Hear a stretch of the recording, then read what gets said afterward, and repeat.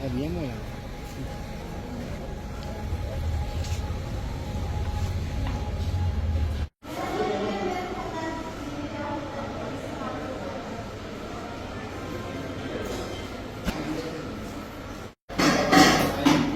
Los Valencia, ¿sí? Hello.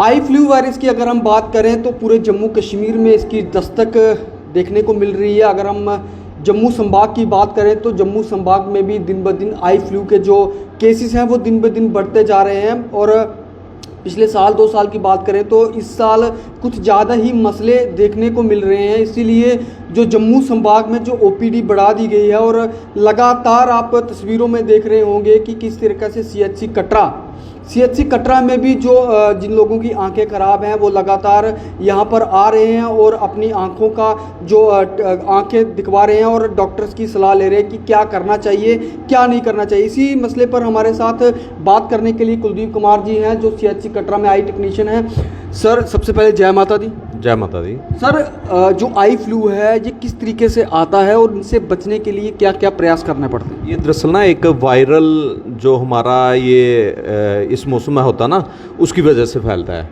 तो लोग बाहर से भी आ रहे हैं, यहाँ फ्लो बहुत ज़्यादा है यात्रा का, तो बाहर से मैक्सिमम मुझे लग रहा है ये यहाँ फैला हुआ है। तो इसके लिए हमें ये करना है कि कम से कम थोड़ा सा क्राउड में कम जाओ और कोशिश करें कि कहीं अगर जाना है बाहर तो गॉगल वगैरह डाल के जाओ और बाहर से आके अपने हाथ अच्छे से धो, अच्छे से साबुन से हाथ धो के फिर अच्छे से साबुन से अपना मुंह भी धो लो। अगर पानी नहीं है कहीं तो सैनिटाइज़र वगैरह रख लो अपने पास और कोशिश करना है कि बार बार अपने हाथ मुंह में नहीं लगाने हैं, आंखों में नहीं लगाने हैं, तो उससे आप बचाव अपना कर सकते हो। क्या सिम्टम रहते हैं इसके? जब सिम्टम ये है कि पानी आता है आंखों में और जैसे पस डिस्चार्ज टाइप आता है और रात को सोने के बाद जब सुबह उठो तो आंखें चिपकी होती हैं, इरिटेशन बहुत ज़्यादा होती है, चुभन होती है, पेन होती है, स्वेलिंग होती है आंखों में। ये सिम्टम है इसके।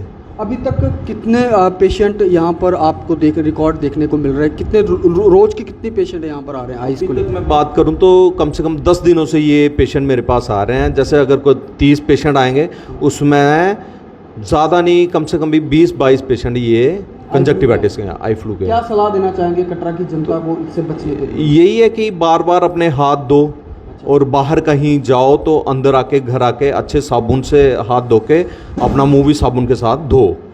और अगर किसी को ये लगता है तो अपना थोड़ा फैमिली से डिस्टेंस बना के रखें। अगर ये ठीक ना हो तो कितना हानिकारक हो सकती है? हाँ, अगर नहीं ठीक हो तो फिर इसके साथ आपकी रोशनी भी जा सकती है।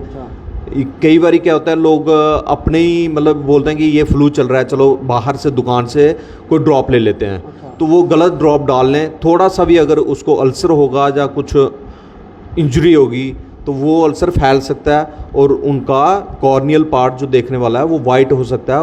उससे प्रॉपर जब आपका हाँ, सिम्टम देखें तो डॉक्टर की सलाह ज़रूर लें और ऐसे अपनी मर्जी से कहीं बाहर से ऐसे मेडिसिन नहीं लें। मैं बहुत सारे पेशेंट देख रहा हूँ, यहाँ कई पेशेंट बाहर से आते हैं, डॉक्टर साहब ये ड्रॉप डाला मैंने, उसमें स्टेरॉइड डाला हुआ है, तो वो हानिकारक होता है। इसमें कुछ ऐसा भी है कि कौन से ड्रॉप नहीं डालने चाहिए, कौन से डालने चाहिए? जिसमें कोई डेक्सामेथासोन वगैरह होता है ना, स्टेरॉइड होता है जिसमें, वो नहीं डालने चाहिए। आप अगर डालना चाहो तो प्लेन ओफ्लॉक्सासिन आई ड्रॉप आते हैं जैसे एंटीबायोटिक, या मॉक्सीफ्लॉक्सासिन आते हैं, वो डाल सकते हो। या फिर रात को अगर सुबह आपकी आंख चिपकी होती है तो उसके लिए आप न्यूज़पोरिन ऑइंटमेंट है वो आप यूज़ कर सकते हो।